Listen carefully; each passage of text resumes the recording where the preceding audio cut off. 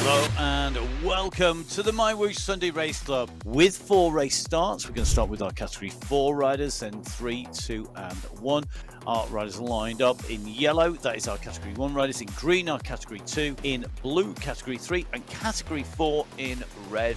Moreno is pushing on. Sir is the rider covering the move. Dadson is there as well. So these riders now all pushing on here because this is a fast start, and I think they've got a little pact with these Sam Hill. Has just gone on the offensive, gone on the attack, and has opened up a gap on the rest of the bunch. So the bunch going into each other like, seriously, this early? Sam Hill is trying to ride clear. He's trying to stay clear. He's putting the effort in. They had 30 seconds on the way in. They had 5 seconds. Now they've got none.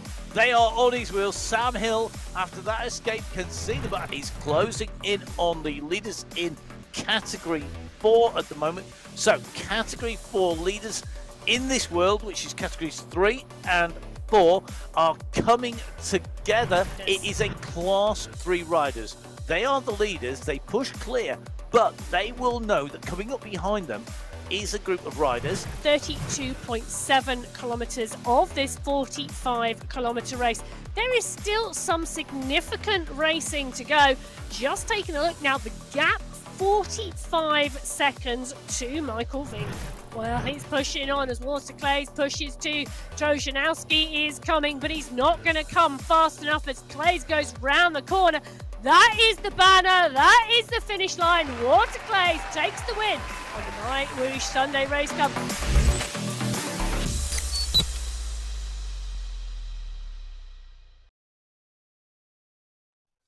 Hello and welcome to the MyWhoosh Sunday Race Club. It's qualifier race number 2. It is the 10th of December 2023. My, how time flies when you're having fun. And we have fun this morning here in the UK and early wherever you are in the world, because the women's race goes first and it was an absolute cracker. My name's Matt Payne. I'm going to be taking you through all of the race action. In the studio with me as ever is the one and only Emma Martin. Hello, good morning. Well, good morning from the UK. It's very grey, miserly, wet, cold here.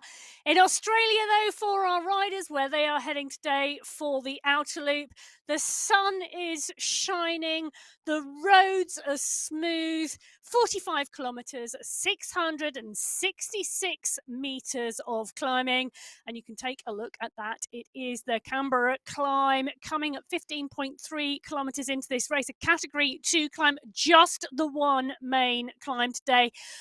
Before the middle of the race, this is very, very different. We were in Alula on the new heritage course last week. All the climbing came towards the end.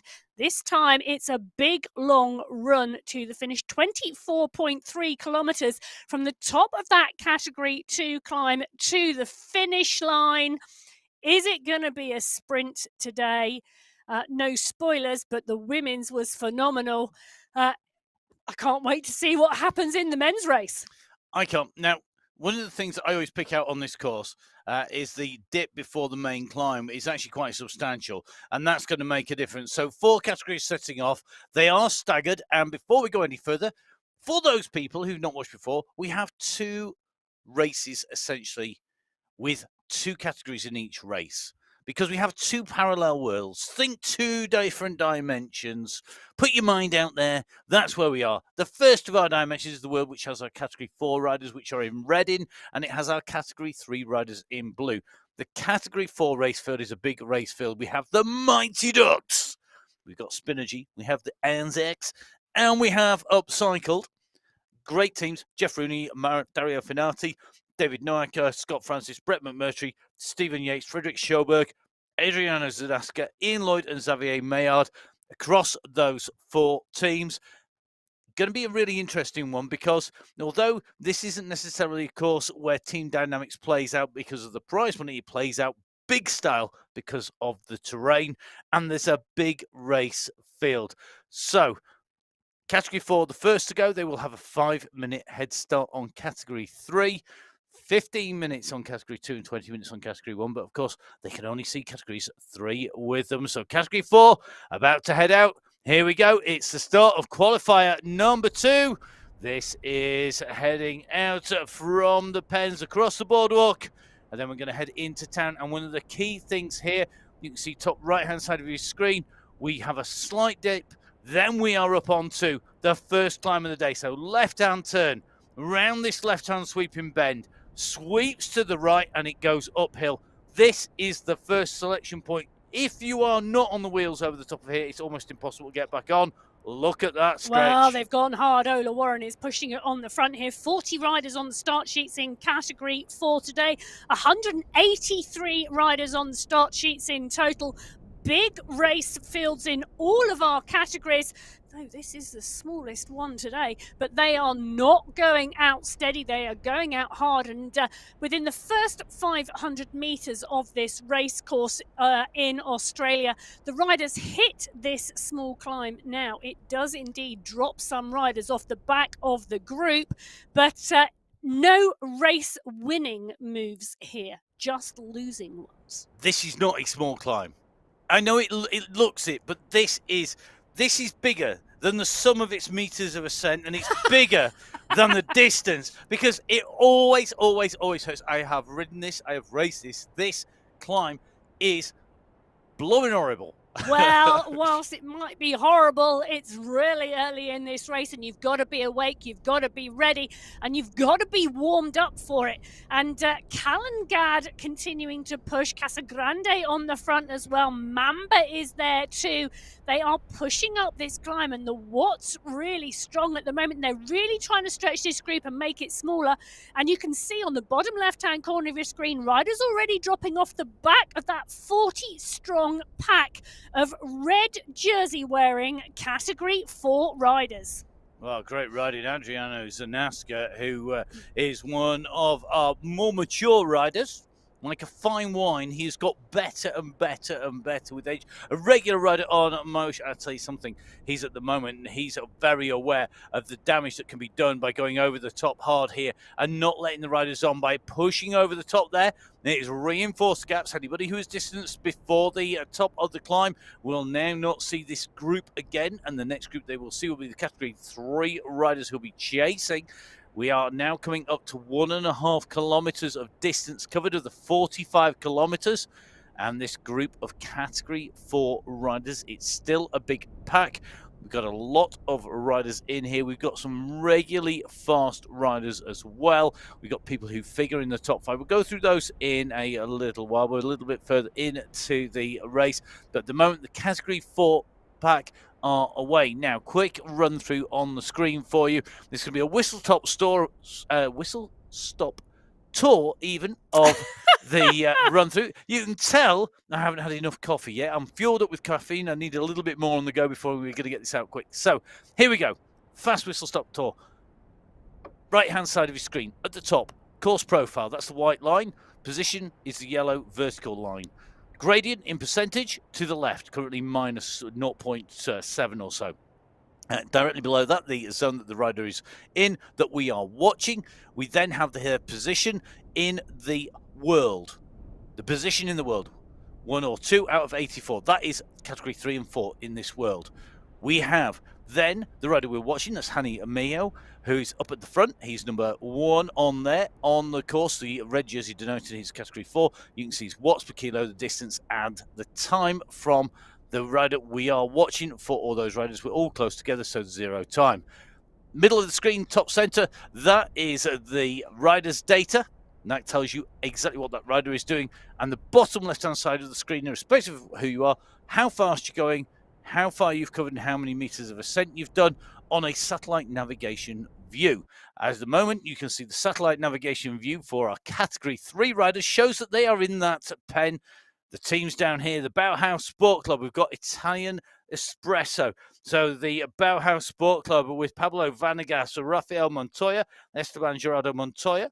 The Italian Espresso squad, probably need a few espressos myself before we can get fully up to speed. It's Alessio Caligula, Andrea Montallo Manella, and Alberto Roncalli. So will it be Espresso? Will it be Bauhaus? We will see. It's time to go.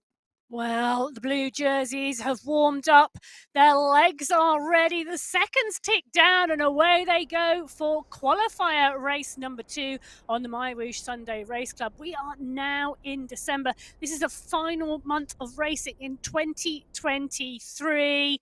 Perfect time to think about joining us in 2024. But at the moment, the Category 3 riders, 57 riders on the start sheet today. This is the biggest race field today, and they are motoring out of the front of this pack. They're motoring because that first climb comes at the 500-meter point into this 45-kilometer course.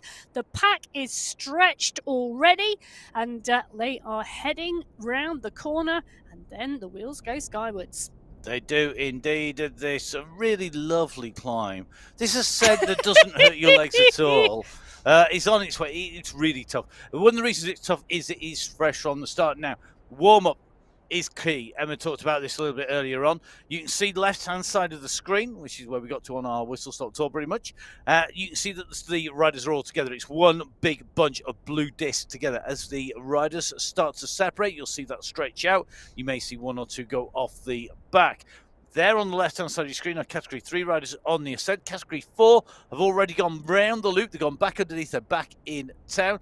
They are currently setting off through the town section. We're still in with Hani Mayo, who's still right up at the front. Massive pack of Category 4 riders.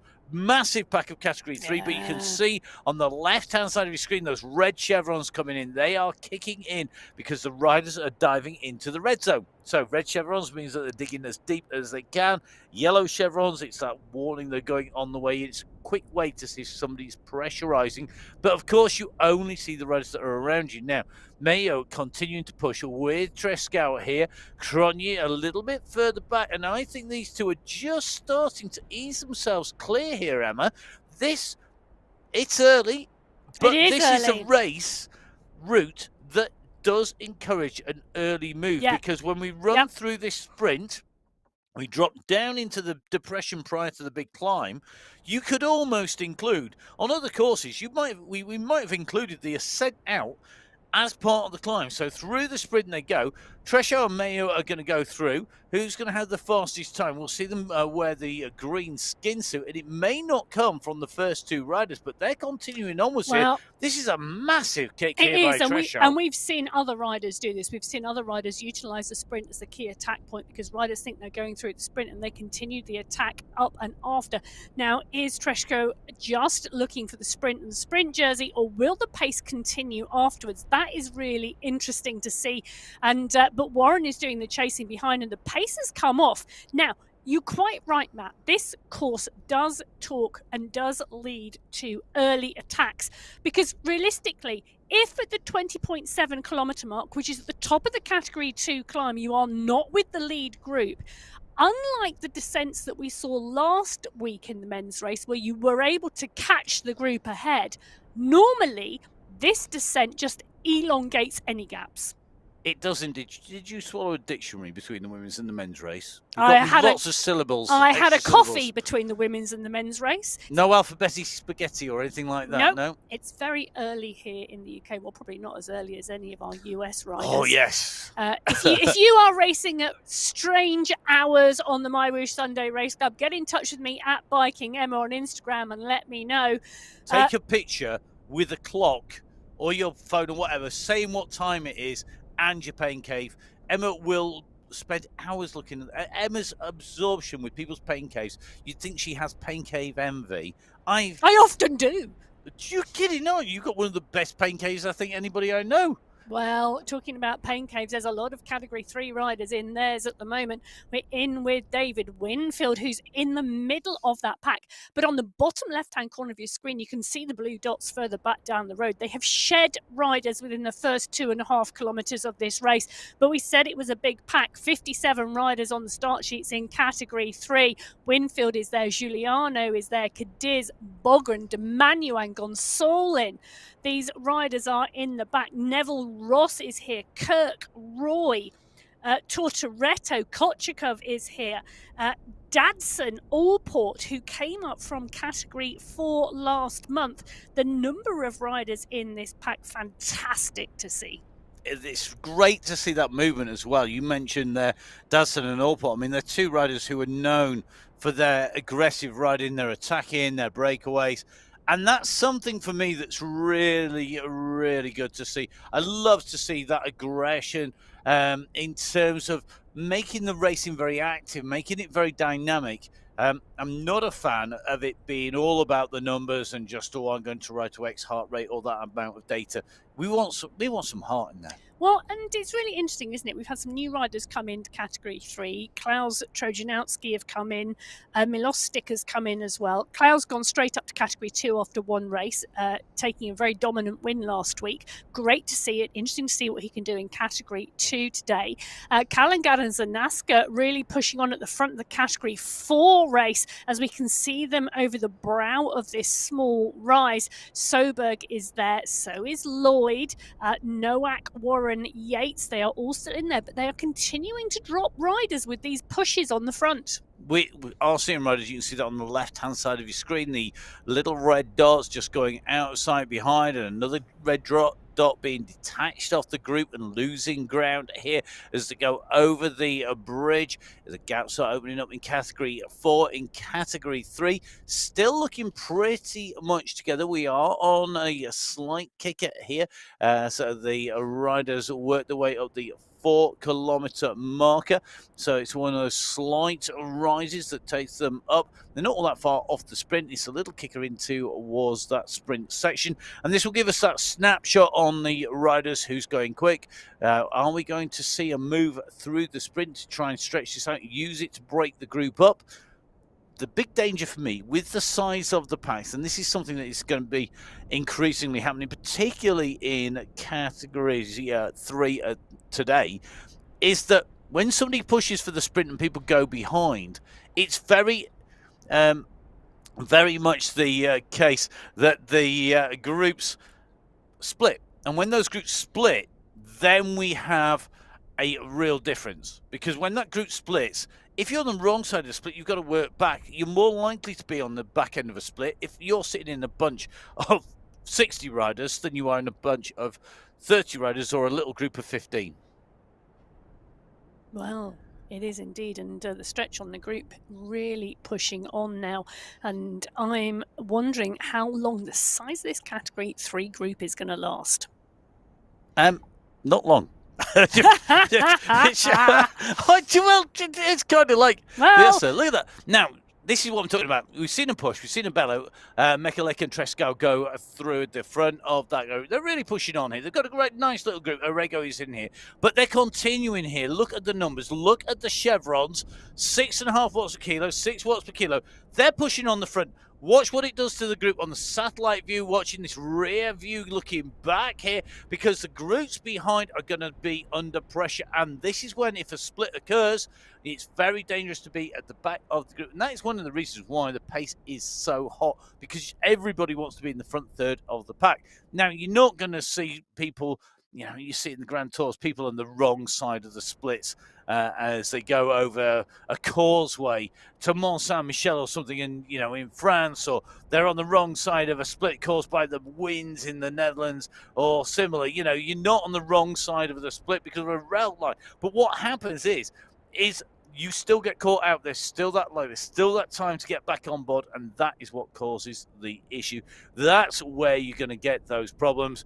This is why it is so key to get the ride rolling quickly and get to the front. Next up, aiming to get to the front, is the first of our riders in the second of our parallel universes, our worlds. It is Category 2. It's the Hitmen team. Team Tapas and UAE Falcons. So Olivier Simmons and Henrietta, the Hitmen.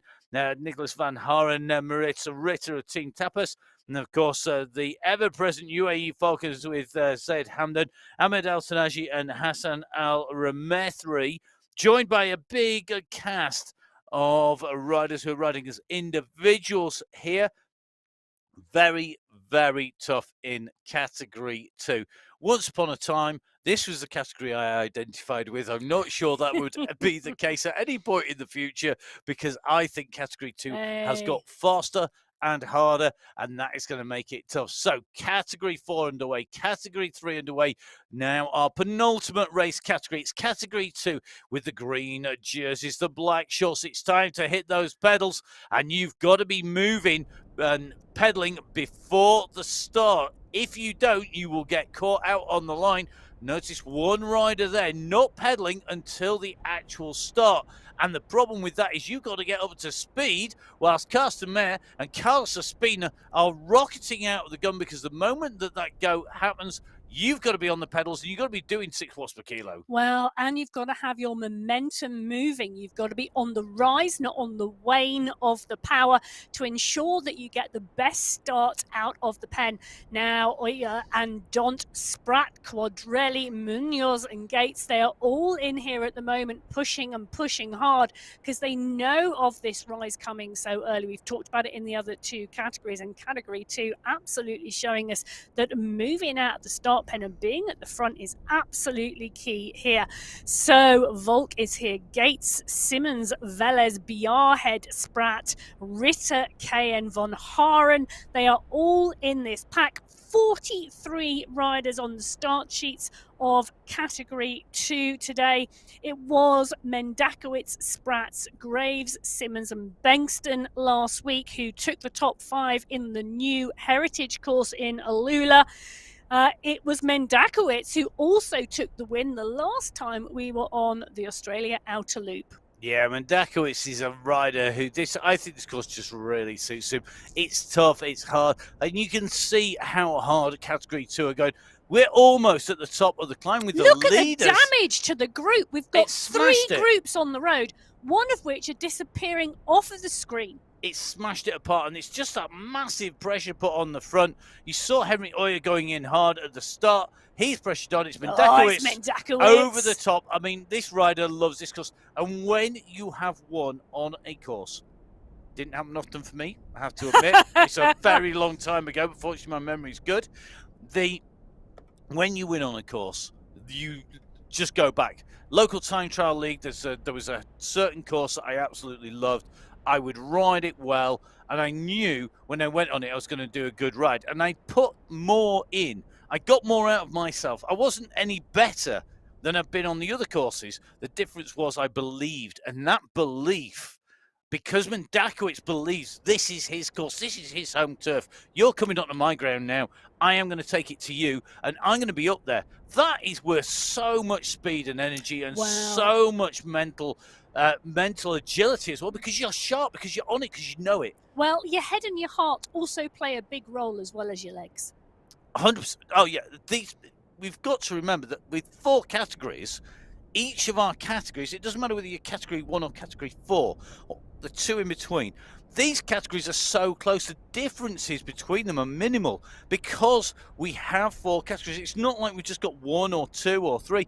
There are 4, and because those 4 are dynamic and they move, and because people move up and down very quickly, as they put in better performances or as they drop off form, you've got to be there, and that mental difference makes the difference. Well, it does indeed. In November last month, so 3 qualifiers, 1 final, 4 races last month, 12 different riders in Category 2 in the top 5, 4 different winners. So a different winner in each race. Mendakowicz, Simmons, Dont and Betty all took wins in Category 2 last month. And that shows the difference the course can make, the difference that form can make, and how small the differences are. I mean, we were seeing we were seeing wins when we were over the whole of November and into December, into Qualifier 1. I mean, the differences are not massive in terms of time in the groups. Yes, sometimes you see a strong rider go clear, but because the differences between the categories are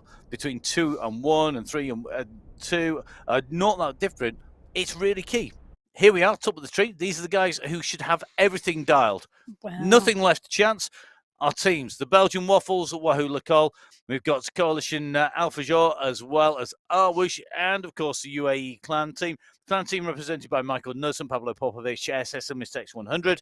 We've got MyWhoosh with Ricardo Panizza, Sad Carradine in there. The Coalition Alpha Jaw squad, well, Lionel Vajassin, Michael Kaminsky and Ollie Jones. That's an aggressive squad. We've got Bjorn Andreasen representing Wahoo Col and Martin. Martin's a rider on some form here for Belgian Waffles. Well, the yellow jerseys are indeed waiting for those final seconds to kick down. We're in with Bjorn Andreasen, new to the MyWhoosh Sunday Race Club as he heads out of the start pen, the current men's world champion on esports for 2023. Welcome, Bjorn. It's great to have you in the mix. Great to have you in the pack. Looking forward to seeing what the legs do today. Well, going to be interesting, isn't it? It's his first Sunday Race Club, the world champion. Remember, of course, that MyWhoosh is the UCI esports partner for 2024, 25 and 2026. Those world championships happening at the end of October. Well, they are indeed. And what a better way to get ready than to start racing on the Sunday Race Club. Joining the Sunday Race Club, understanding the platform, understanding the techniques, understanding the skills, and understanding the racing. Knowing the courses, you can do that now. Knowing how, where, when to pressure, knowing how your competitors ride on the platform, you can do that now. Even if we knew what format the World Championships would take and the way that you're going to be able to go through, we wouldn't be able to tell you. Not that we know in the first place, but we're not going to tell you because we're not allowed. Well, we're not going to tell them that we don't know. No, we're not going to tell them what we do or don't know, or whether we know it or whether we don't. It is completely under wraps at the moment. That does not mean there is no that you don't need to be on. You need to be on now. The more information you have in a competition, the better you will be. How to ride, when to ride, just how hard is this hill, how fast will Category 1 go up here, who is going to go up this part of the climb better rather than the early part of this climb better, which bits of this course that are not flagged do you need to watch out for other people, and where can you use them to your advantage. Learn that now, get it ingrained, get it in the muscle memory. Well, the split's already being caused in this early climb as the Category 1 race field starts to drop riders already. But SS is in there, so is Sultan, so is Hill, so is Tolbert, Jochems, Van Diemen, Montoya, Bjorklund, Themes, Zabata. They are in this mix. So is Martin. Martin's won on this race course in Qualifier 1 in November. We are Qualifier 2 in December. Has he held his form? Will he take the win today? What is going to happen? Well, I know for hot off the Instagram discussions this morning, Michael Knudsen from the UAE clan team not taking to the start line today. Oh no. So still unwell. Get well soon, Michael Knudsen. We are really looking forward to having you back on the Sunday Race Club for December. And that is going to weaken the UAE clan team. The clan team are not just great individual riders, they ride as a team week in, week out. Pablo Popovich, SS and Mr. X100 now left representing the UAE clan team, and we need 3 riders counting through for the team competition. If this was a final, when there was team money at stake, that would make life very tough indeed, because it's always better to have the full complement of 5 riders in that team competition. In the qualifiers, it is just individual competition in terms of prizes, but all of the teams want to be strong. And it's a great way to practice the tactics. Just like we were saying about learning the platform, knowing how to ride and when to ride is key. SS on the front. They may only have 3 riders, but they're going to use them well. Well, we talked about having the world champion Andreasen in here today. We also have the French esports champion Havot in here as well. So great to see new riders joining us and coming into the mix. Now, we are at the end of 2023. We have a number of races left to go, but only a very small number. What a perfect time to think about joining us for 2024. Come in January. Indeed. This is the Yule period. The Yule period that is an old Viking. Are you ready for this? It's an old Viking and an old Scandinavian festival. Now that means, and German festivals, Carsten Mayer will know all about this, that it's a time of making oaths and writs as well, which is where we get the new year making a new resolution. So maybe your resolution for the new year is to come join us on the MyWhoosh Sunday Race Club. Make that your Yule oath or writ, or your New Year's resolution. To do that, what you need to do is head over to mywhoosh.com. You need to download the app if you haven't, and you need to head over to the events page and click on the Sunday Race Club for all the information you need to join us next year. Maybe Carsten Mayr's one was, I'm going to go early. I'm going to get away with Mr. Spratt and Mendakowicz, and we are going to make everybody suffer as we go through. So really, really key. Jump on board. Get on board, come and join us. If you've any questions, any queries, there's a massive support team and they are absolutely brilliant. We talk to them on a regular basis. The operations team are brilliant at bringing us all of the games. They will answer your questions. So if you find that you have a little issue, you can't get on, you don't know what's happening, you don't know how to link this, you don't know how to do that, get in touch with them. It's really, really key. If you want to know about the racing, watch, subscribe, look back at the racing, see what's happened over the last year. Jump on board Twitch TV. It's at it's the MyWhoosh Live on the Twitch TV. It is MyWhoosh on YouTube. You can have a look back on there. Get in touch. Have a look at the social media feeds. MyWhoosh on Instagram and Facebook, and my_whoosh on X. Now, 3 riders who don't need social media to tell them what's happening, because they are the ones who are writing the headlines, who are putting the reels and putting the stories out there. They are posting the fast time at the moment. It's Mendakowicz, Spratt and Mayr in Category 2.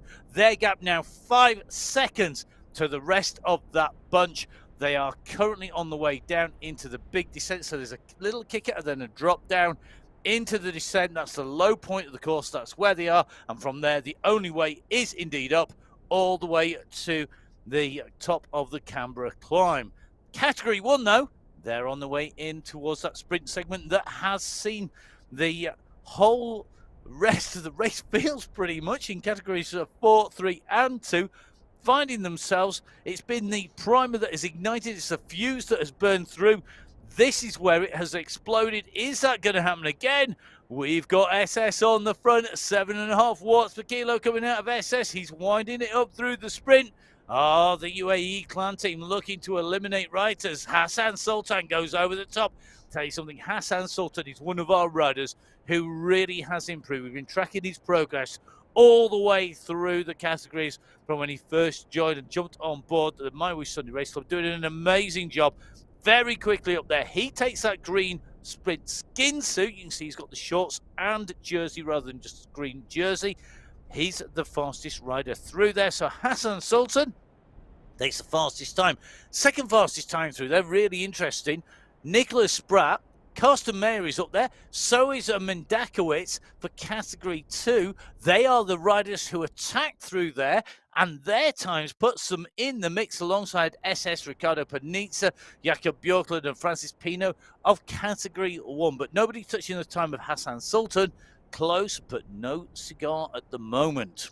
Well, close but no cigar, but take a look at that large group still sweeping through the roads at the moment. Sultan very, very comfortably in here, but quite a high pace continuing to be held by this group as they're tucking along around 45 kilometres an hour. And one of the things about the speed on MyWhoosh, if you haven't jumped on the platform, why not? But if you haven't jumped on the platform, it's a very realistic speed. Now, if you want to jump on the platform and think, I'm going to ride at 55 kilometers an hour everywhere, it's not going to happen. If you've got it set up right, it's going to feel very much like the speed when you jump from indoors to outdoors. You're not going to suddenly go, oh, I went outdoors and I was rubbish. No, it's going to give you a really accurate and a really fair assessment. So no disappointment when you disappear off outdoors and can't match your indoor pace. It is very, very close indeed.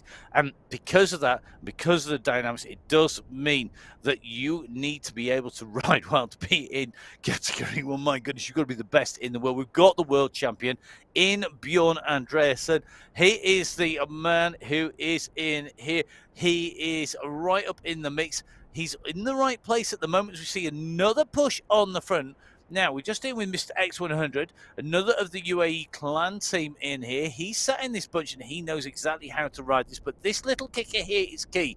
This is the rise before you drop down into the descent in towards that low point where we saw category 2 last. So this little kicker, 4.2% as you go up over the top. You can see the gap starting to open. You can see the push on the front here. It is opening up as they come up towards the bridge. Then we're going to dive down the other side, down into towards the bottom of the tunnels. It's a big, quick downhill, so you've got to be on. You could split the group here, or you can push a breakaway clear, which is what we have seen in category 2. This is about making sure you can squeeze on, get right on board. Pavlo Popovic, look at that, no messing about. He's not going to let anybody go clear without him. He's now pushing straight through over the top, keeping that momentum high. They want this racing hard. He's right up there. Interesting, David Talbot again through that section. I mean, David Talbot is one of those riders. We talk about aggressive riders who really make the racing. David Talbot does that. He does indeed, and a number of the riders in this category 1 group do as well. Tim Cutler not here today. We often see him very aggressive as well, but it's great to see this pace being kept high, because this first climb, the only climb, the category 2 climb today, comes at 15.3 kilometers into this race. The gradient tops 16% on the climb, but absolutely crucial. You are close to the leaders in your category as you go up and over the top, or the race is over. Popovic is pushing on. Jacobs is following. So is Vujasin, Kaminsky and Safrazad. Sam Hill is there too, as well as Montoya. They are watching what is going on with the eyes of a hawk. They are not letting anybody out of their sights. The pace is absolutely furious. It is indeed. And when we hit the bottom of this section, Emma, the pace, the speed they're carrying will take them along that flat very fast. There on the left of the screen, right-hand side, we can see our leaders. We've got Mendakowicz, Mayer and Spratt. They are currently 9 seconds clear of Don Graves, Ritter, El Alami. They are riders. They are absolutely class in category 2. But their distance, you can see that if you're looking at the right-hand side of your screen at home. If you look at the satellite navigation view, you can see our leading group, and then you can see the chasing group behind. 6 seconds now separating them.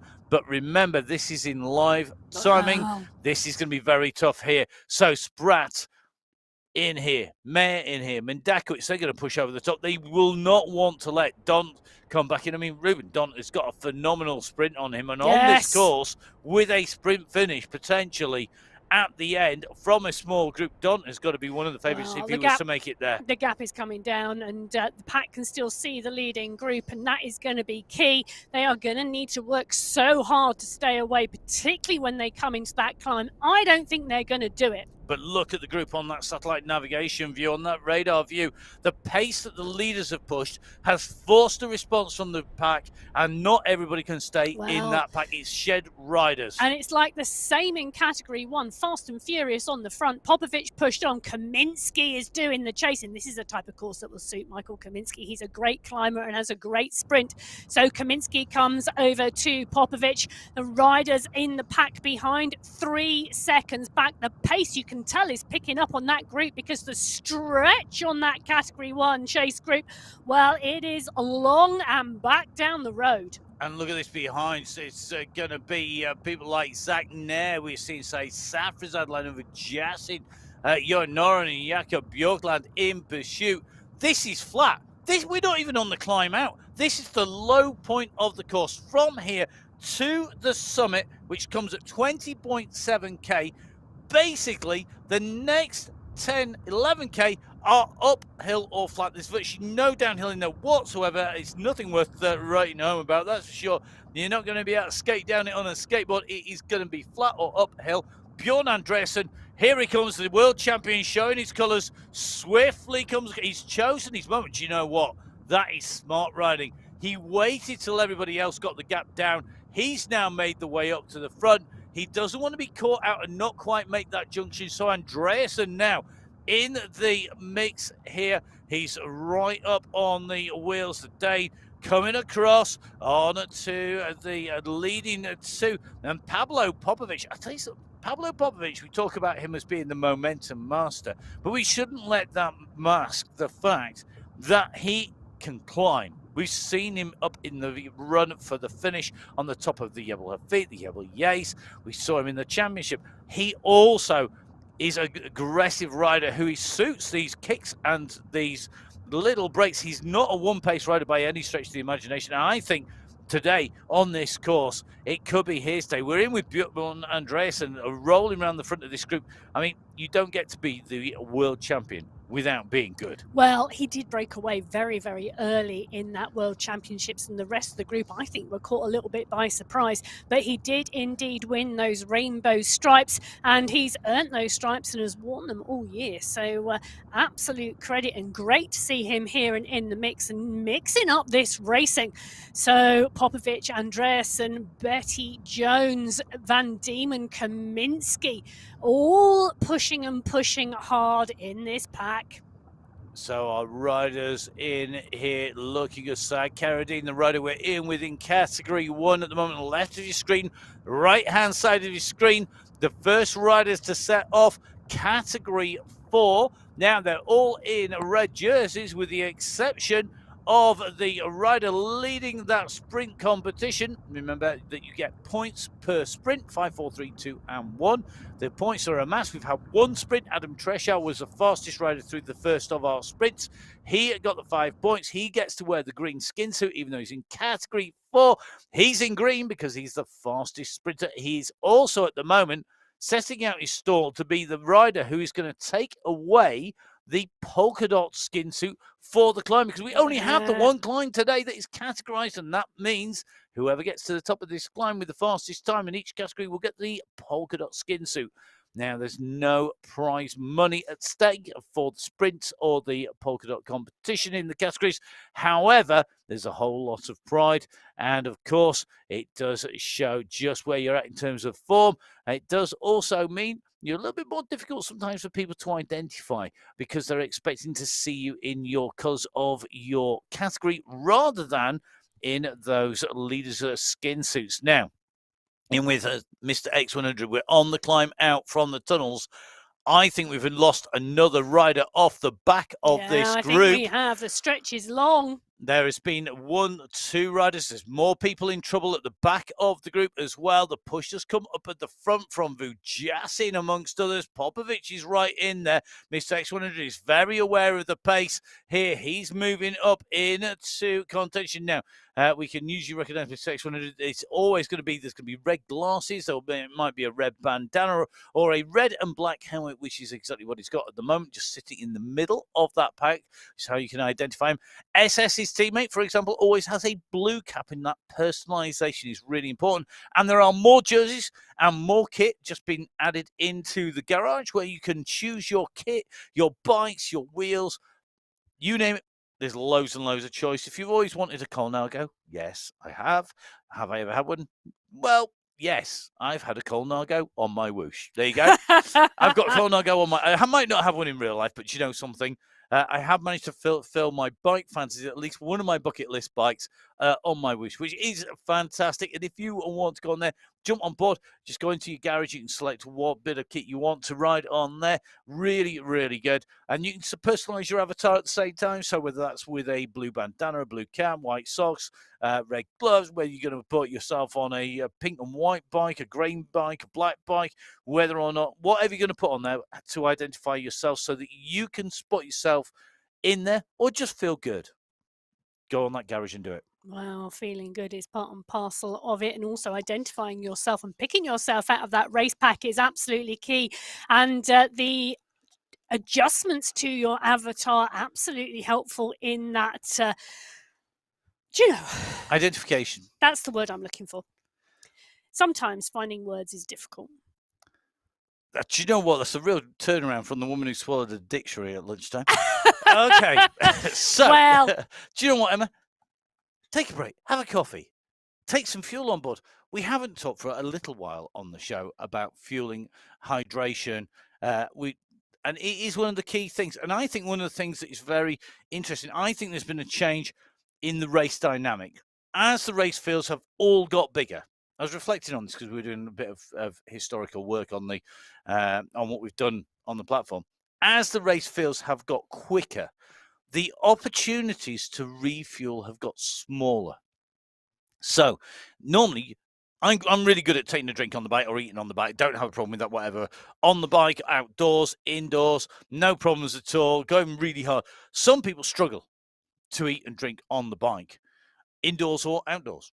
You have to practice. And you've got to practice, but also the opportunity has to be there. And doing that when the pressure's on, it's not going to happen. Now, Hassan Sultan, the pressure is on for him. He is. He's dropped off the back. And that might not be because he can't hold the pace. It might be that at just the wrong moment, he was halfway through an energy bar. It could have been he's halfway through a bottle. It might be that he was just didn't get the bottle back safely on one side and he had to take a quick look to put it down. He's looked back. The gap has gone. And then you can really be struggling. And of course, that breaks up your rhythm. It breaks up the pace. But the opportunities to do that safely, easily, and not lose time have minimized. Well, and I think pre-fueling now is more important than it ever has been, and fueling in the early stages of the racing when there's more opportunities. Because by the end, you're not going to get a chance. Well, particularly the way these race packs attack and attack and attack. And this particular course today, attacking so early on and whittling down this race group. The pace has been so high. And in fact, while Sultan's been pushing on at the back to get on, X100 has been motoring as well. We've got a push on the front as well. So you've got to keep your eyes open all around at the moment, because the pushes and the attacks, well, whether you're getting on the back or going off the front, it just keeps happening. I think that's Jakob Björklund who's gone off the very front of the group. I think that is who has gone clear, kicking over off the front. We'll see when it all goes back together. I suspect we're going to see attack after attack and it being brought back, because riders have got little differences in pace, differences in speed, different points at which they're going to go. And some riders, I mean, I'm always quite quick off the start, but I'm not the quickest. But then I have a really good patch a little bit later on, and generally I'll pull a good patch out somewhere towards the end. So I have 3 good patches in a race. Some riders, though, they're particularly good, say, a third of the way through or 2/3 of the way through, and you've got to use that. You've got to race to your strengths. You do have to race to your strengths, and all of the riders will know what their strengths are and what their form is at the moment. The thing is, you don't tend to know what your opponent's form is at the moment and where in their cycle or plan they are. Realistically, you can only control what you can do. And you really have to think about that in terms of what are your tactics. Are you going to respond to everybody, or are you going to make the play? I love a rider who decides they're going to make the play. Oh, every time. And we're seeing that. I mean, we've seen Adam Trenchow in category 4, still on the front, still solo. That gap currently about 6-7 seconds to the chasers. Behind that is the NASCAR, and then 15 seconds to the bunch in category 3. It's a big pack together pretty much at the moment as they make their way up here. About 8 to 9 riders in category 2. They've got a ton of riders in there. Riders on the furthest up the climb are category 4 and category 3 at the moment. Well, while we watch our riders on the climb, I would like to make an apology to any viewers in Ethiopia. Why? Well, because earlier on I said 2024 in the new year was a fantastic opportunity to join the MyWhoosh Sunday Race Club. Of course, Ethiopia does not follow the 12-month calendar. So next year is 2017 for Ethiopia. And as, of course, the MyWhoosh platform is a global platform and the Sunday Race Club, we have riders from around the world. I'd like to formally apologise to any viewers from Ethiopia who might be joining us, because it's not 2024 for them next year. If you're in Ethiopia and you want to come and ride, come and join us in 2017 or 18, depending on when it changes. And Happy New Year. No, it's 2016 at the moment. 2016 at the moment. Come join us in 2016. Happy New Year when it changes to 2017. We might even find out from Emma when that changing year is. 13 calendar months in Ethiopia. Which when is does why their it's year different. end? Oh, this goodness year. Me. I can probably tell you that if you bear with me one moment. So whilst Emma goes and uses the wonderful thing, she's not got one of those funny little books with dates in it, a diary. She's actually going to be looking, I'm sure, on something more modern and electronic, although she does like a bit of tactile paper. We're going to have a look at the riders who are now going to be feeling something far more important. That is the start of the climb. Probably it's been uphill from that instant depression, and this is where we start to see the pressure coming on. This climb, a quick reminder for you, is a total of 5.4 kilometers. It finishes at 20.7 5K. So at the moment, the riders just approaching the 5K to the summit marker. And that means that there are 5 kilometers for the climbers to stamp their mark on this and to do the damage. Hassan Sultan just making contact with the group, moving his way into the middle of the bunch in category 1 on the left of your screen. On the right-hand side of your screen, these are the leaders in category 2. Category 2 and 1 in the same world. In that parallel world is categories 3 and 4. Category 2 at the moment, the leaders at 17.4k. They are currently still well ahead of category 1 leaders who are fast approaching the 16-kilometer marker, and both sets of riders, both category 1 and category 2 leaders, are both a reasonable size group, slightly bigger in category 1, but they are lower down the slopes. The riders in category 2, though, altogether the 3 leaders being caught. Will they be getting a Christmas present if they were in Ethiopia and racing at the end of this race, Emma? No, they wouldn't, because the Ethiopian New Year is in September. Okay, September 2024. The next New Year, is it? It will be indeed. Okay. When it comes to September 2024, we will endeavour, if we have any words left over, we're still reading the action, which we desperately hope we are, because we're absolutely loving being here. Then we will wish you Happy New Year if you're from Ethiopia. We're going to put a note in our diaries now. Okay. If there's nowhere else in the world, that is indeed true. There are many New Years, and if it's your New Year, if you live in the independent republic of Matt Payne, then you can have a Happy New Year every day, every single day. Because to be honest, every day when you wake up is a new year. It pretty much feels like that sometimes. I certainly feel like I am several thousand years old when I look at the riders, the pace they're putting down versus the pace I go up this climb at, because I go a lot slower than they are. Well, they are currently motoring up this climb. The Category 1 race leaders are at 16.5 kilometres into this 45-kilometre race. They are motoring up this climb. Martin Martins is up here. Jacobs is up here. Nair, Theme. They are moving, and it's David Talbot at the front of the race at the moment, absolutely pushing on those pedals and making it hard for everybody else. The gradient at the moment just shy of 11%. It does kick at the very top towards 16-17%, so it just keeps getting steeper, but these riders keep pushing. They know they have to be with the front of the pack at the top. They know that's the opportunity, because there's very little opportunity to catch once they go over the top.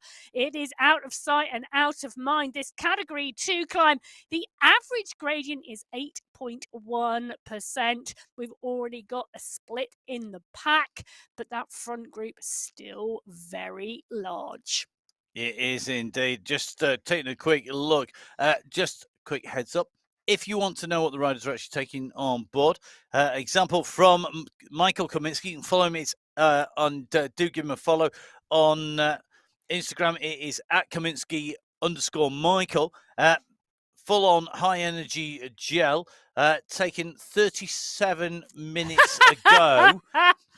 So Brilliant. 37 minutes ago, we're 10 minutes before the race. So it's 10 minutes before the race. So that hit about 10 minutes into the racing, which I suspect was just as you went over the little rise, just dropping down into the descent. Maybe that's why he was on the attack then, because it just started to really kick in, and it'll be playing out now. So that's fueling absolutely critical. Talbot on the front, though. Kaminsky in 2, now going up and over the top.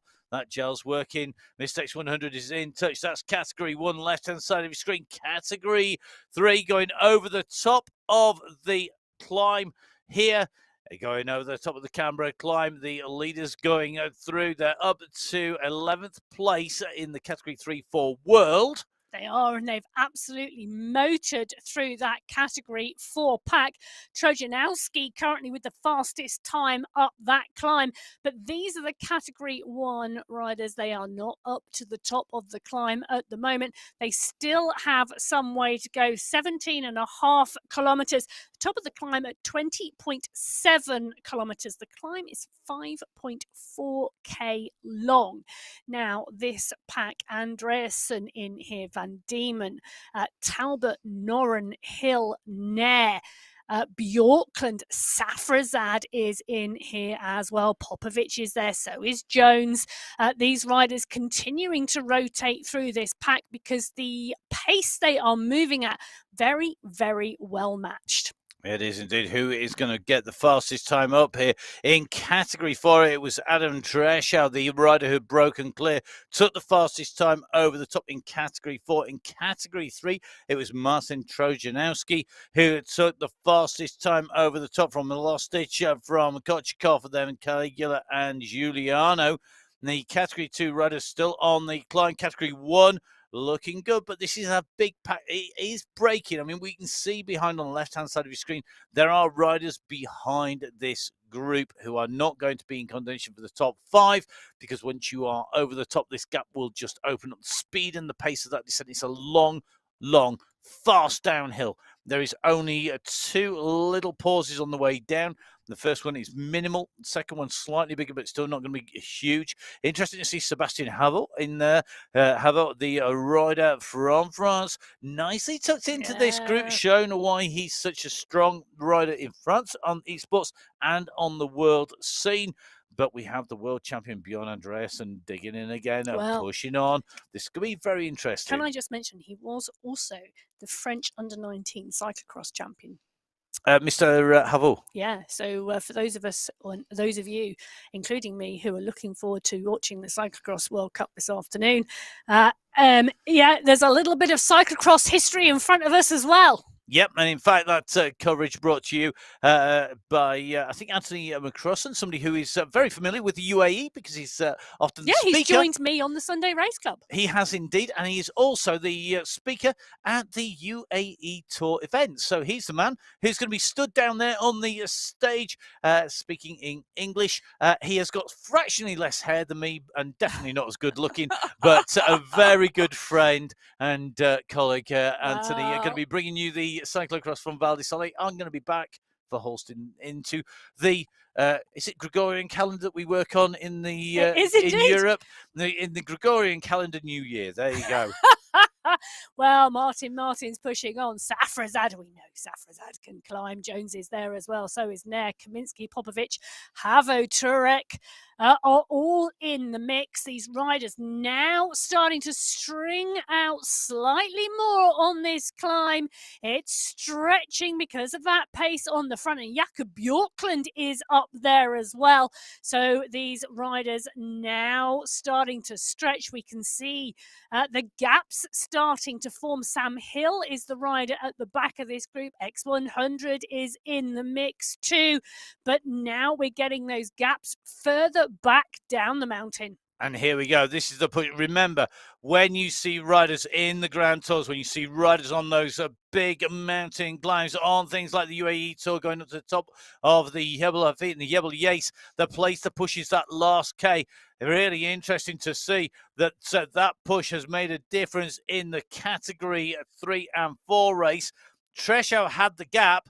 Category 3 caught the rest of the Category 4 riders. Treschow in Category 4 is on the descent, and he's being caught back by Category 3 and Category 4. They've all come together, and that means that this is going to be a really big group that's going to go off towards that finish in the second half of the race. Category 4 started 5 minutes before Category 3. The leaders in Category 3 now caught the leaders in Category 4. It's now one big pack. Now, it is a pretty much, I'm not going to say it's flat because there are some bumpy bits. But the question will be is how many of those Category 4 riders can hang in, or who can hang in the longest with those Category 3 riders. But I'm just taking a quick look. 1, 2, 3, 4.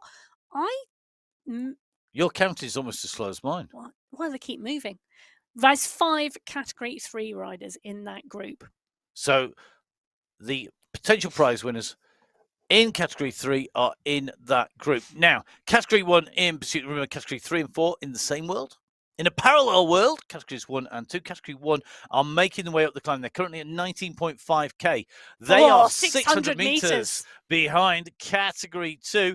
Category 2 still a big group here. Mayer leading up, Grays, Winfield, Simmons, Andres, Quintero, Andres, Looks like Bengtson's in there as well. They're leading the pace up here, setting the pace at just under 5 watts per kilo.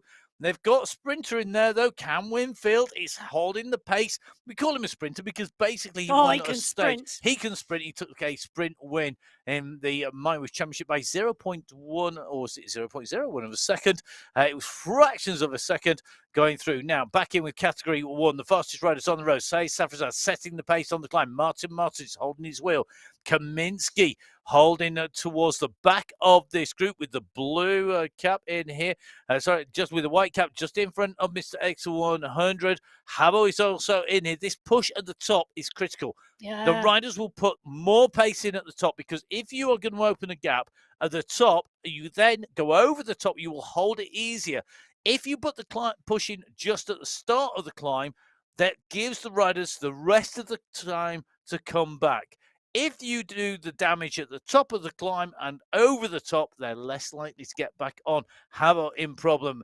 Mr. X100 in problems behind. They're going to have to squeeze now because the top is coming and we are going to get onto the back of Category 2. As well. No way. Vujjasin was 5th last week. Had a phenomenal ride, really, really strong. But now that gap to Popovic and Vujjasin, 3-4 seconds. But Vujjasin's got company by the look of it. Havo is there, X100 is there, Norin is there. Norin rode well last week. He finished 4th last week as well. So this climb now, this final 700 meters of this climb, absolutely critical in this Category 1 race. As we switch to the right-hand side of the screen, and Ruben Dont now trying to break Spratt, Graves and Bengston in that Category 2 race. They are just up the road, and you can see that on the bottom left-hand side of your screen, the yellow jerseys of Category 1 continuing to push and work through Category 2. Mr. X100 is the rider who is chasing here. He's going to want to get on here because he has got Pablo Popovic, his teammate, right up in that front group. He knows he needs to be in there. This is 5 riders clear. Havo currently in 6th place at 4 seconds. They've got to push. They have got 500 meters to go. That is half a kilometer of final ascent. This is absolutely critical. If they push now, if you are in this leading group, you will go in over the top and open a gap that is going to be difficult to close down. The group behind is fractured. It's going to take some sticking together to get some cohesion. And it's Havo and Vujjasin, the 2 riders off the back, who are going to be the closest to this group of 5. They need to treat this like the finish now. Those legs are burning. Those lungs are burning. Can they close this down? They're going to have to do this now because you can see Safrazad is pushing on the front. He doesn't want Mr. X100 to get back onto the back of the group, but he's too late. That junction has been made. He will want to keep it down to 5 riders. He will not want to see anybody else getting on. Vujjasin, Havo at the moment, they're at 14 seconds, now 15. That is going to increase as the riders in front go over the top and they pick up the pace. There is a slight plateau at the top, and I mean very slight indeed. And that means that there is a little bit of a chance for the riders behind to get on if the front eases. But looking at these riders, there is no way these guys are going to ease off. Well, so 5 riders in Category 1 are going to go under that polka dot banner together. It's a 24.3 kilometer run to the finish with no significant climbs. So here we go, over the top, the riders go. Big kick from Mr. X100 to take that momentum over, driving into the descent, picking up the momentum quickly will profit. The faster you can get up to speed on the descent, the better. You can see on the climb, though, it was Said Safrazad who had the fastest time, 0.225 a second in front of Michael Kaminsky from the Coalition Alpha Your team.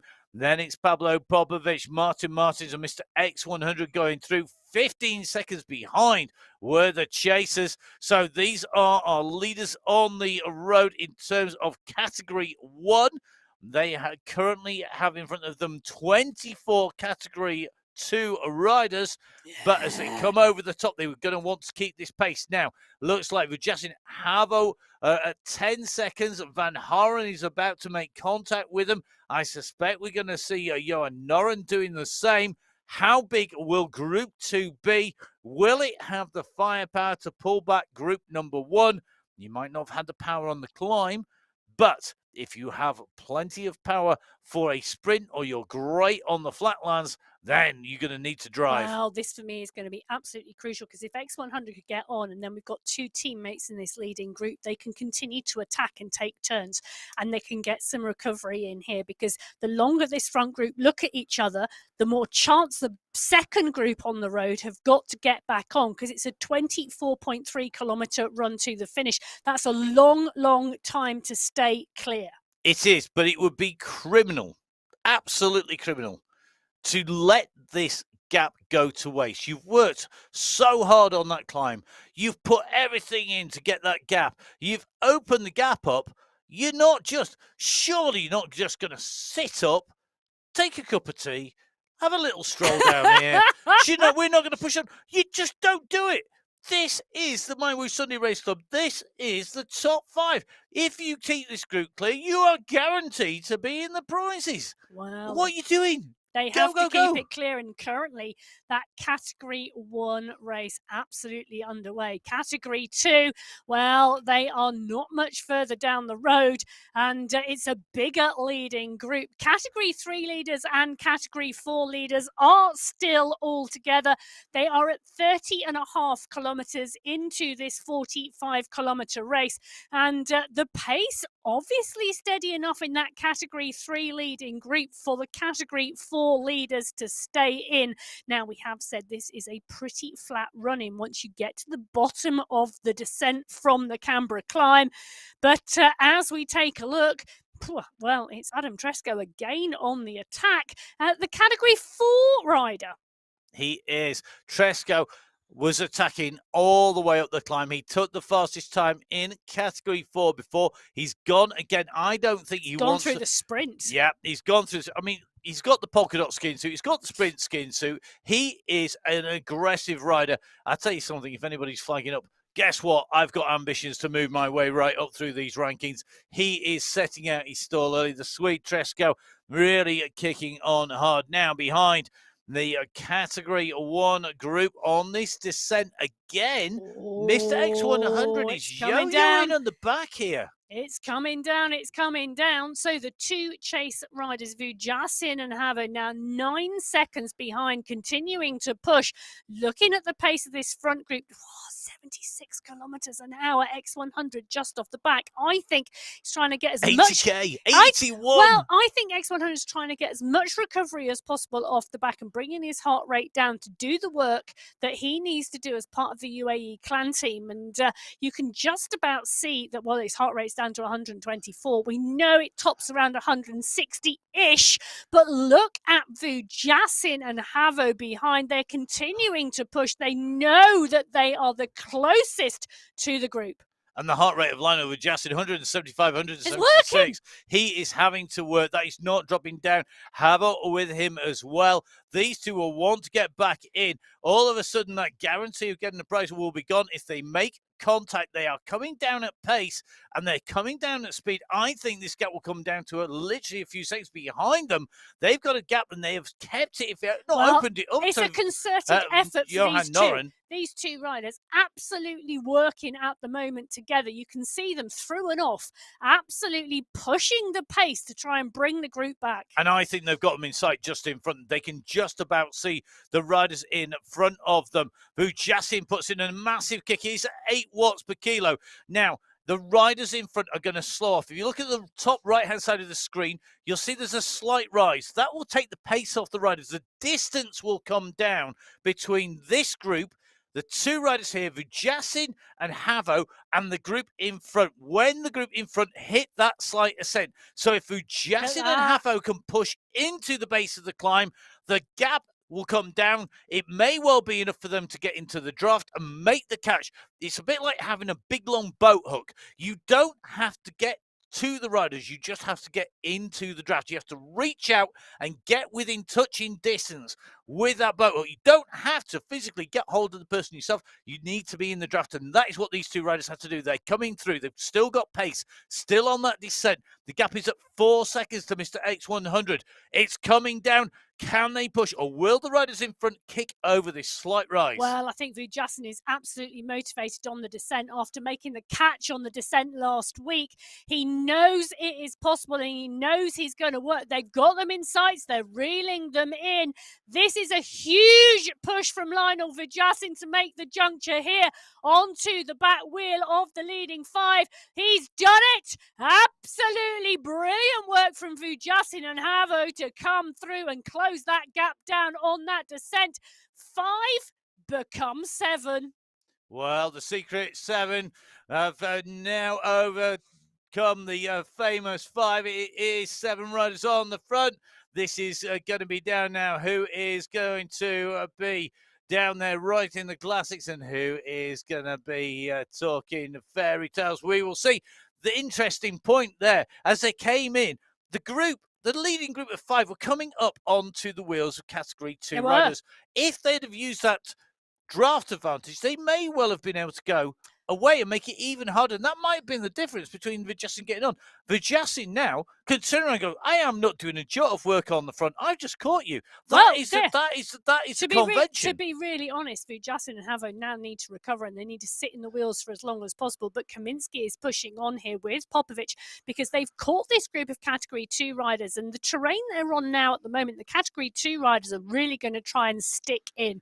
That's going to make this a very fast-paced group because of the size of the group itself, and there are going to be places to hide and there are going to be places to recover.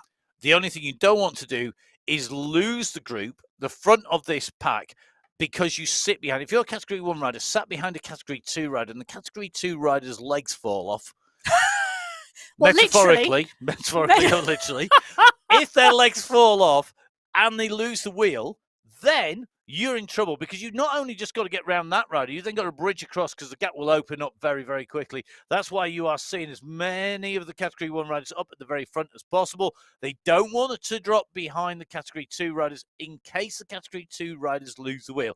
Just like you would find riding a big bunch race on the velodrome, just like you would find riding a big bunch race on the road. The leaders in the Category 2 race are 800 metres up the road from that mixed group of Category 1 and Category 2 riders.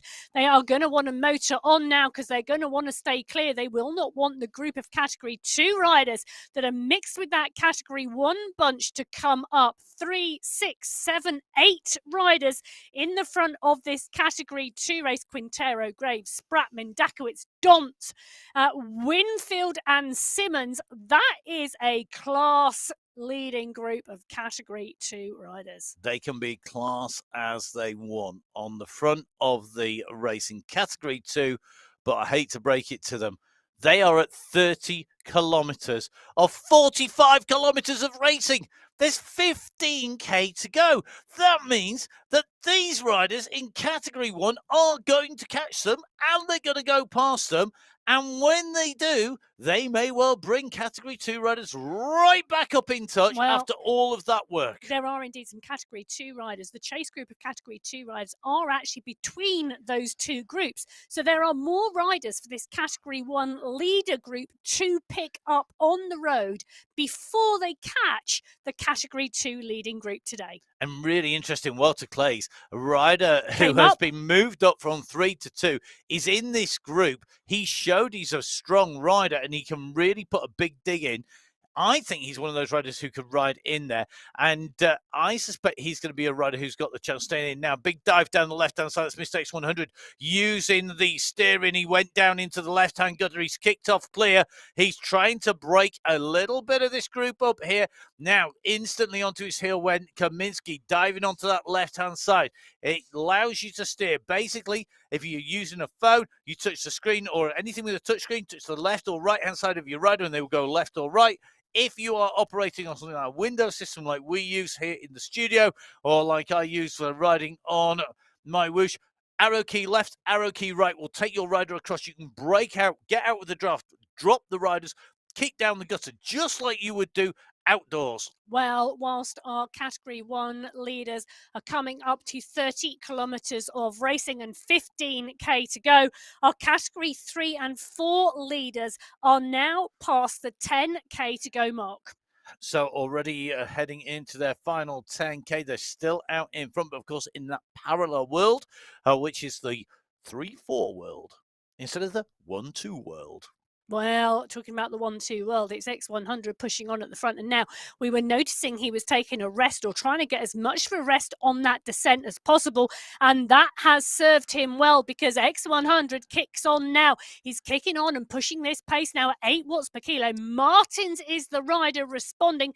Kaminsky in 3, Vujacin in 4. Havo is there. And surprisingly, or not surprisingly, Popovic, his teammate, is the rider at the back of the group now, letting everybody else respond to X100. And they have 2 riders in here. They are going to work together. Remember, this is really, really key. Making sure that you are in the mix with a teammate. It allows you to play the old 1-2 trick of send your first rider up the road, then let it be closed down, and then send your second rider up the road. But all of the action here is doing some damage to the group as a whole in its entirety, because what is very interesting is the Category 2 riders, when that pressure goes on, they haven't got the pace and power to go with the Category 1 riders. They're having to work to pull them back, but that effort is worth it. If they do not sit with Category 1, they will not make the junction. But look at that in front. That is the next group of riders on the road. That's the next group of Category 2 riders, and they want them, and they want them now. Well, they do indeed. So continuing to move here, Popovic, Safrazad, X100.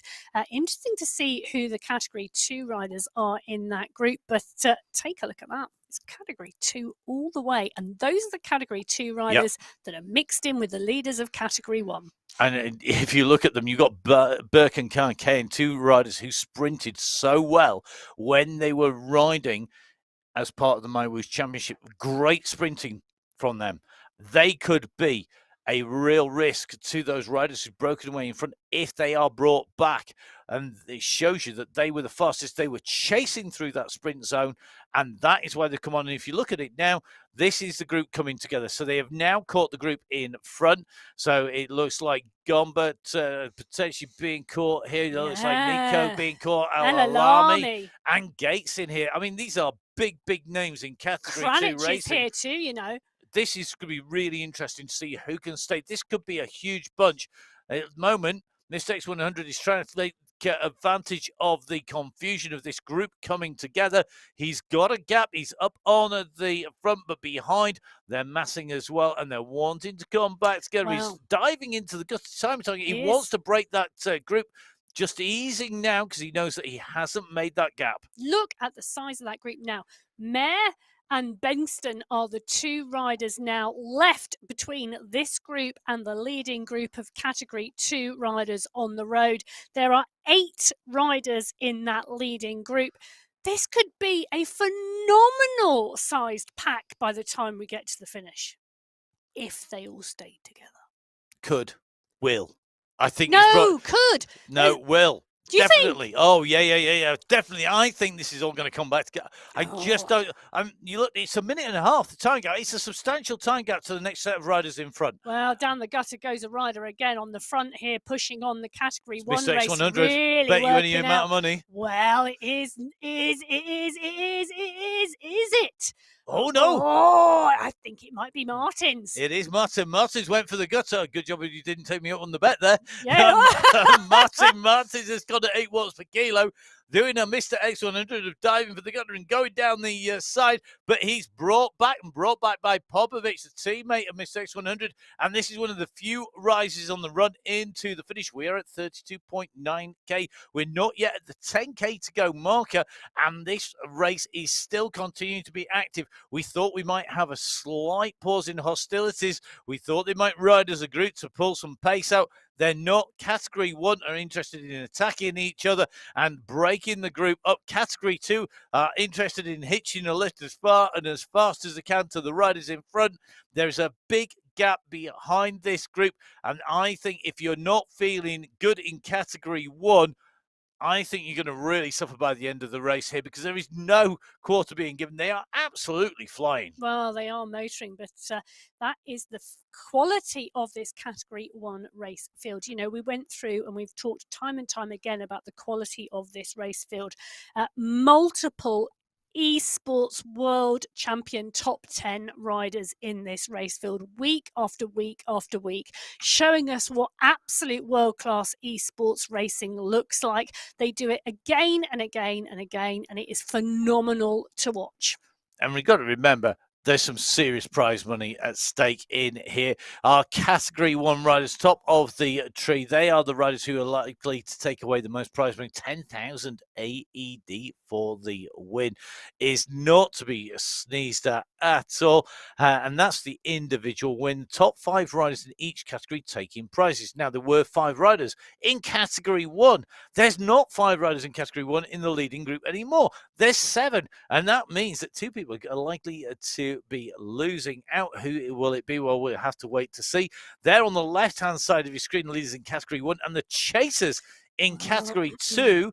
On the right-hand side of your screen, they are the leaders on the road in Category 1. They are the riders that are being chased. At the moment, there is 1 kilometre, 1,000 metres separating the 2 groups on the road at the moment as they head down this straight, and the gap is minimal. I reckon it's probably going to be about 30 to 35 seconds or so, but let's see how they're moving at the moment.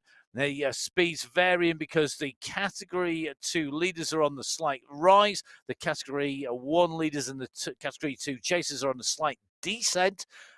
This is a course with a tricky finish as well. Well, 9.5 kilometres to go for the leaders in Category 2. There's 10.3 kilometres to go for the leaders in Category 1. Will it all come together? Category 2 have been on the road 5 minutes longer than Category 1. Can they stay out there?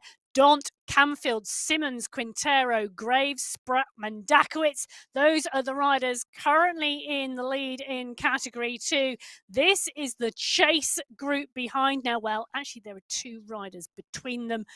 2 Category 2 riders are between the leaders in Category 2 and this pack, which has got the leaders in Category 1, Popovic, Kaminsky, Martins, X100, Safrazad, Vujasin is here, and Havo is here as well, along with, should I put my teeth back in, a number of class riders from the Category 2 race field, including Mark Gates and James Cranich. Now, we've seen the very first double-digit watts per kilo. It's coming out of Michael Kaminsky in pursuit of the rider who's gone clear. Popovic is gone. He went at 9.5 watts per kilo. We saw a double-digit 10.5 watts per kilo come from Kaminsky in pursuit. He does not want to let Popovic go. This is Popovic's terrain. It's rolling.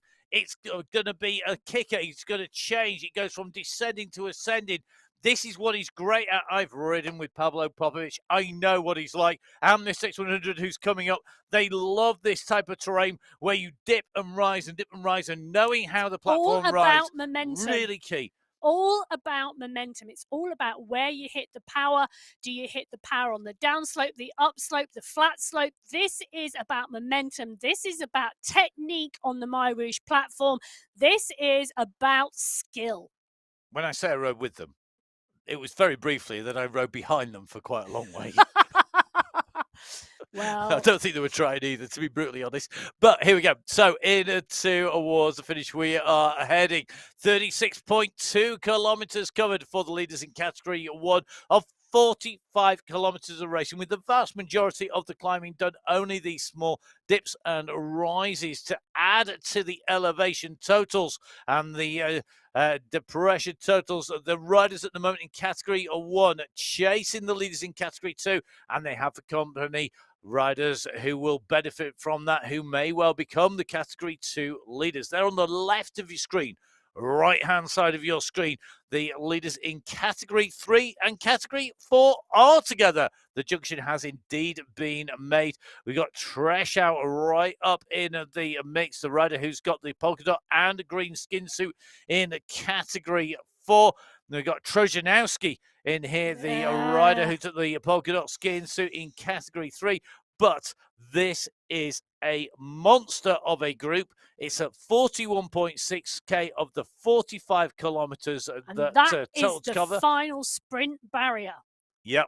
It is. It's a really interesting because these loops that the riders come in and round is really going to be very, very telling. We're going through the final sprint of the day, which is the Melbourne Sprint. That will give us an indication of how many riders are in this group in 3 and 4 on the Melbourne Sprint, because this group are about to hit it, and it looks to me like as they make their way around the loop here, they're actually going to see riders in the race start to stretch this out as they go through there. So it looks to me like a little bit of a kick off the front. May well be testing out the riders as they go through, using this sprint to break it up, which we saw early on in the race. Oh, we did indeed. And look at the stretch on that group as they've gone through that sprint segment. So continuing to push on, big group of riders, continuing to push at the front. Actually, Trojanowski joined by Caligula. They are really, really working now. Now, I make that lead group 13 riders strong in the category 3-4 race. I stand to be corrected in that because Emma's the numbers expert, not me. So for a reason. So the riders are on their way in here. You're at 42.6k. We're getting in. We've already gone past the 5k to go. Marco Trojanowski, the rider who's pushing up the front, using that sprint to try and break up the gap. He's got the sprint jersey now and the skin suit. In fact, Trojanowski and Treshow, the two riders who both in their categories have the polka dot and green jersey. Oh, I think it's just changed in the races. More riders come through behind, still chasing, but the kick on the front is Trojanowski as they come on this climb. But look at that, Milosevic, Kachekov, as well as Hoyos are coming behind. Caligula digging deep. There's a lot of red chevrons in there. There are indeed a lot of red chevrons in there, and a large number of category, well, 6 category 3 riders now coming to the fore in this race. Giuliano is at the back of this group. Colombari is the rider in category 4 who's leading the charge from behind, but Trojanowski, Caligula, Milastic, Kochikov, Hoyos and Giuliano, the 6 riders now going clear in category 3. So this category 3 race really starting to rip up, and we need to just very briefly. Now, in fact, we're not going to do that. Mr. X100 now on the move at the front. We're just going to take a quick check. Looks like that group has gone back together again. Mr. X100 keeping the pace high. So back to what I was going to say. The finish here is tricky. It is not the easiest finish to know where the finishing line is. The riders need to keep it down. They need to keep very aware of where it is. It benefits riders who have raced here before. Let's bear that in mind because we have new riders racing who may not know exactly how this finish is going to play out. That will be critical. Category 1 and 2 leaders on the left-hand side. Category 3 leader on the right-hand side. Well, Trojanowski and Milastic, 2 new riders into the mix in the last month or so, may well have, well, I hope they've been scouting this finish, but they are pushing on, and Trojanowski still 1,000 meters to go, 1 kilometer to go now in this category 3 race. Can he hold this all the way to the line, or is the chase group gonna charge him down? It's not big enough yet. Surely 3 seconds at the moment, the gap. They're on the climb. That gap will be foreshortened. The distance will be less in terms of physical distance because they're on the climb for the same time gap, but it's only hovering at 3 seconds. Trojanowski will be the first rider who builds his speed, his momentum up as they go over the top. Here, the gradient will drop. It's dropping down, and that means that the pace will pick up. It means that the time gap, in theory, will go out fractionally. He goes up to 4 seconds now as he goes over, but I think it's only going to hold at about 4 seconds. Is it enough? Well, I'm not sure it is. He's still got some way to go. There is still 500 meters to go for Trojanowski. Can he hold this pace? Can he hold them clear? The pack is coming. It's 4 seconds at the moment. He's still got to sweep round this left-hand bend before he sees the finish banner. He's kicking, but there's a kick coming from behind. Here they come. Are they going to close him down? Marcin Trzecinowski, he can see that banner surely by now. He's just in front of him. But look at the kick from Sergio Hoyos. Hoyos is coming. It's going to be about the run to the line. Trzecinowski is going to lead them through. He takes the win here on qualifier number 2 for category 3 behind Hoyos, Giuliano Kochekov almost going over the line within the same second there, separated by 1/10 of a second between the rest of the top 4. Behind this is the run for the line. David Nowak is running. Is he going to make it? Nowak's going to take it. He's going to take the win from Trzecinowski after all the work by Trzecinowski in category 4. Great racing in category 3 and 4. And that finish round that left-hand bend, so difficult to get the sprint right. Well, in category 4, it was Novak Treshel, Warren Agudelo, Columbari from Pino, and so close in those category 3 and category 4 races. Now, let's have a run back. Take a breath. It's category 3, done. Category 4, done. In terms of the leaders, anyway, if you're still out there, guys, keep pushing.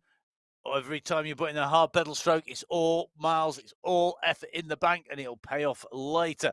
Now, categories 2 and 1. We have the category 2 leaders right-hand side of your screen. You have your solo category 1 leader, Mr. X100. He's got the gap to the chasers behind, and that gap at the moment, well, it's being brought down by some of our category 2 riders as well. Krasnich is in there working with Safrazad, working with Mayer. But I think that at the moment, with a 2-3 second gap, Mr. X100 has stolen the march and he's making life difficult behind. This is classic tactics. Mr. X100 does not have the same kick Pablo Popovic have. They are very different riders in their riding style. They're both incredibly strong. But Mr. X100 is a rider to go long and could take this to the finish, which means the rest have to squeeze, use effort, and the man who doesn't, Pablo Popovic's teammate. I was about to say, or he's taking the sting out of the leg, shall we say, 100%. of the other riders in the pack to help Popovic's teammate in the sprint. But that doesn't work if people don't think you're a threat. It's no good being up the road if you are like me. Send me up the road. No one's going to think I'm going to stay out to the finish. But you put Mr. X100 up in front, and they know they cannot let him go. They know that he could sit there at 6 watts per kilo and ride to the finish at 5.5, 6 watts per kilo, no problems at all. So if they sit at 2.5, 3, they're going to be hemorrhaging so much time, they are going to run out of road to pull him back. We're at 3 kilometers to go for category 1. They have to chase, and behind, Pablo Popovic needs to sit in and use this to take an easy ride. This is where those strength in numbers should be paying off. Well, they're going to start to have to move soon in that category 1 race because X100's now got 5 seconds. The leaders in the category 2 race, they are 8 riders strong. They are 45 seconds up the road, and that at the moment equates to around 450 meters. Oh, it's going to be close. I might be eating my words here because I don't. They may not make the catch. I'm not sure they are. I think the category 2 riders are so aware of what's going on. We've got some really experienced riders in category 2 up the road. Spratt, Graves and co. And I tell you something, they're on a small climb at the moment, and the power they are putting down and their kick they are doing at the moment is phenomenal. You can see that on the right-hand side of your screen. They've just gone up and over the small hillock in the road, and they have pushed and pushed hard. They're now coming down the other side and reforming. They have not broken anybody from that group. In fact, they've gone around the Vink bend backwards. That's actually the Vink overpass, the backwards way round that we have in our Wollongong circuit rather than the outer loop circuit, for those of you that know the course inside out. So they're going the opposite way, basically, that we go round, and then they're going to head around that long sweeping bend. They're at 43.5k in category 2 in the leading group. In category 1, they are on that same bit of road. They are. You can see that they've already gone over the top, and they are now into the long run down. We're going to come round the turn. Here we are. This is that descent down, and they go back underneath the road. They're going basically around that turn in a clockwise direction. That is critical. And they have brought X100 back into the group. So Safrazad, Kaminsky, Martins, Vujasin, Popovic, Havo, and X100, they are the leaders at the moment in this Category 1 race. They have company from Krajnic from Category 2. They are now 400 meters. Well, they are still 400 meters behind the leaders of Category 2 on the road, who now have 1 kilometer to go. But take a look at the fracturing now starting to happen in the group as we jump in to Mendakowicz. He's had enough of being in the group. 1,000 meters to go, and he is sprinting off the front. Well, he's going off the front. It's Masega Mendakowicz who's kicked, but Ruben Dont, who regularly uses those sprints for training, is going to try and reap the rewards because he's gone after him at 9 watts per kilo. Behind, it looks like Graves and Spratt are waiting there, holding there, keeping their powder dry. Spratt, Simmons and Graves in the group behind, just holding, waiting to see what happens. Mendakowicz is continuing to push here. It's a long way out. This is an Ekimov type effort. He was the world kilo champion, the individual pursuit champion, and was notorious in the Grand Tours for going with 1 kilometer to go. Mendakowicz has done exactly the same, and at the moment, Ruben Dont is not bringing him back. He's at 3 seconds. Spratt has kicked at 14 watts per kilo behind, but Mendakowicz is going to come round the corner and see that finish line. Here he comes. It's going to be a Category 2 win. He wins on this course. He does it again. Masek Mendakowicz takes the win. The full complement of jerseys. It's Ruben Dont in 2. It's Nicholas Spratt in 3. Graves in 4 and Quintero in 5. What a run for the line. Well held. They kept the chasing group off behind, who are into the last 500 meters and contains our Category 1 leaders. Now, this is going to be a pure sprint. 400 meters to go. Vujasin opens up first, 14 watts per kilo from Vujasin. He has opened this up. Martins comes at nearly 15 watts per kilo. Popovic is coming, so is Safrazad. Can they close him down? Vujasin is going for it. Lionel Vujasin moves through to the win. Top step on the podium for the Belgium here in Category 1.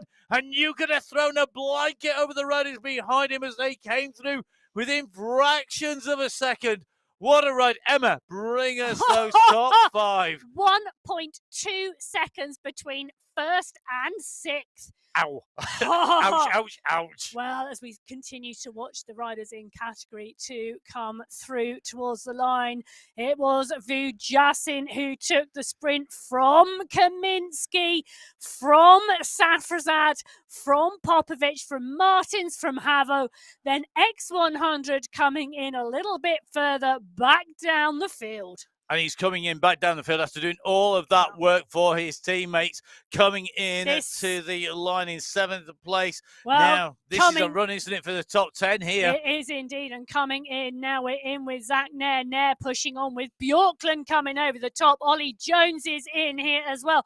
So is Andreasen. They come through almost 5 across, 5 abreast in that chasing group in Category 1. We said it was close. It was close. And the World Championship just outside of the top 10, I think, there. We're just going to have a double check on the way through. Bjorn Andres and I have down in 11th position here. So Lionel Vujasin taking the win, Michael Kaminsky taking 2nd, Assaid Safrazad taking 3rd place. The Coalition Alpha Joel team putting 2 in the top 2. The UAE clan team with Pablo Popovic, Mr. X100 coming through inside the top 10. And a real good ride. Sebastian Havo showing he's going to be a force to be reckoned with. Martin Martins is on form. We have got a cracking end to December coming up.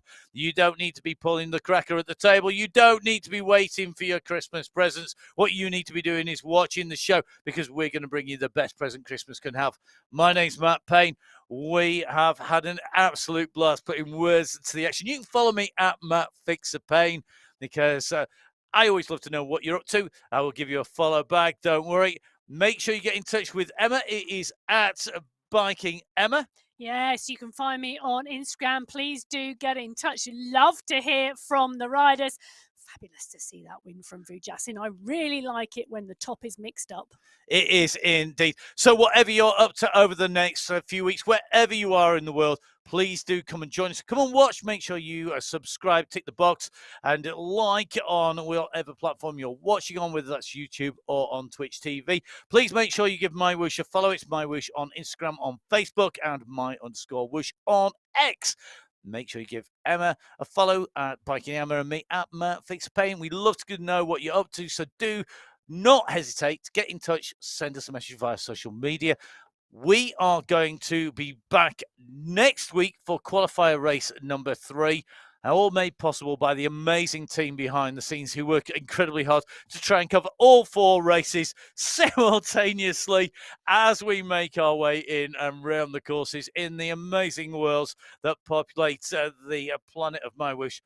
But it's time for us to take a break, to go get a ride on MyWhoosh ourselves.